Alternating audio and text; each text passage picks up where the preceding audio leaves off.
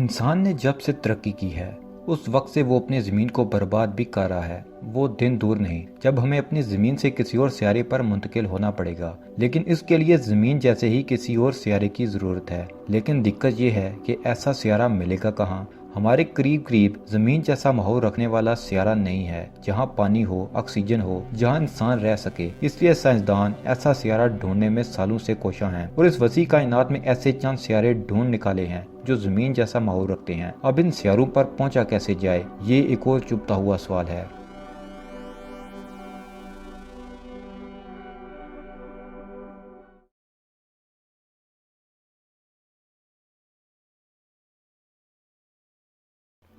नए सियारों की खोज में भेजे गए खलाई जहाज ने, जिसे केपलर खलाई मिशन कहा जाता है, ने हजारों सियारे दरियाफ्त किए हैं।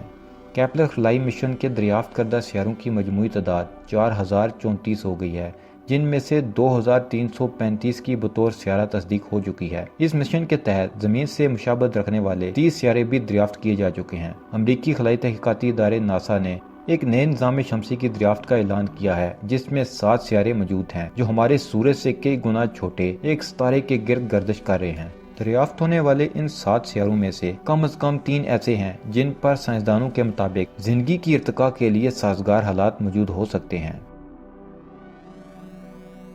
चिली में मौजूद ट्रिपेस दूरबीन का इस्तेमाल करते हुए साइंसदानों ने मई 2016 में इस नए निज़ाम शमसी के 3 सियारे दरियाफ्त किए थे, जिसके बाद नासा की कई ज़मीनी दूरबीनों ने इस निज़ाम शमसी का जायजा लेना शुरू किया, जिसके बाद यहाँ मजीद सियारे दरियाफ्त हुए।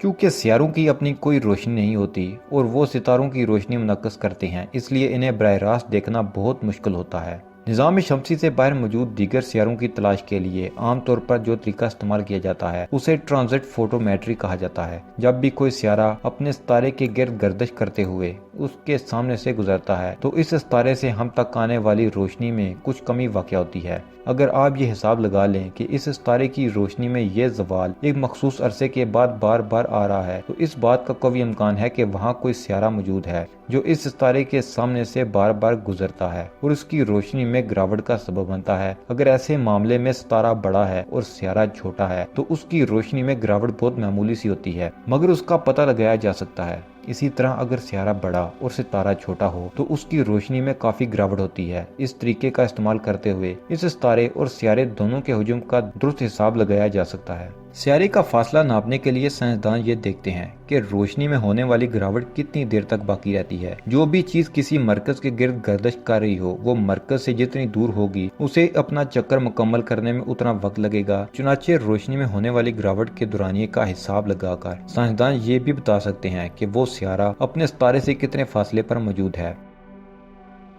क्या इन सियारों पर पानी मौजूद हो सकता है? इस सवाल का जवाब फिल वक्त हमारे पास मौजूद नहीं है, लेकिन साइंसदानों का मानना है कि ऐसा मुमकिन है। किसी भी सियारे पर माया पानी की मौजूदगी के लिए जरूरी है कि वो सियारा अपने सितारे से इतना करीब हो कि ना तो पानी हिद्दत की वजह से बखारात बनकर उड़ जाए और ना ही इतना दूर हो कि पानी बर्फ में तब्दील हो जाए। हमारी जमीन की तरह नए दरियाफ्त शुदा सियारे अपने सितारे से इतने फासले पर मौजूद हैं कि वहाँ माया पानी मौजूद हो सकता है।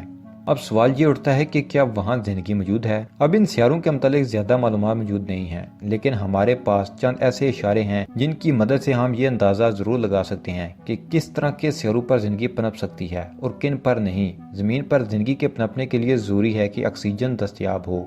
अगर हमें इन सियारों पर ऑक्सीजन की मौजूदगी के आसार मिलते हैं तो वहाँ हम जिंदगी के पनपने की तवक्को भी कर सकते हैं। इस तरह के सियारों की दरियाफ्त यूं तो कोई नई बात नहीं। ऐसे सैकड़ों सियारे हैं जिन पर जिंदगी के पनपने के लिए साजगार हालात मौजूद हैं, मगर इस नई दरियाफ्त की खास बात यह है कि आज तक ऐसे उक्का दुक्का सियारे तो दरियाफ्त होते रहे हैं, मगर ये पहला मौका है जब ऐसा पूरा निज़ाम शमसी एक साथ दरियाफ्त किया गया है जिसके सियारों के बारे में इम्कान है कि वो जिंदगी के पनपने के लिए साजगार हालात रखते हैं। नाज़रीन मोहतरम, इंसान की तारीख कभी भी पुरानी नहीं होती, वो बस नया रुख लेती है। हो सकता है कि कुछ दहाइयों बाद इंसान इस काबिल हो जाए कि वो खुला में तेज रफ्तारी से सफर कर सके, तब हमें शायद पनाह के लिए इन सियारों की जरूरत भी हो और तब हम खुला में मुख्तलिफ सियारों के दरमियान सफर भी करें। उस वक्त बहुत से लोग इन सियारों पर मुंतकिल होकर मुस्तकिल रहाइश भी इख्तियार कर लेंगे।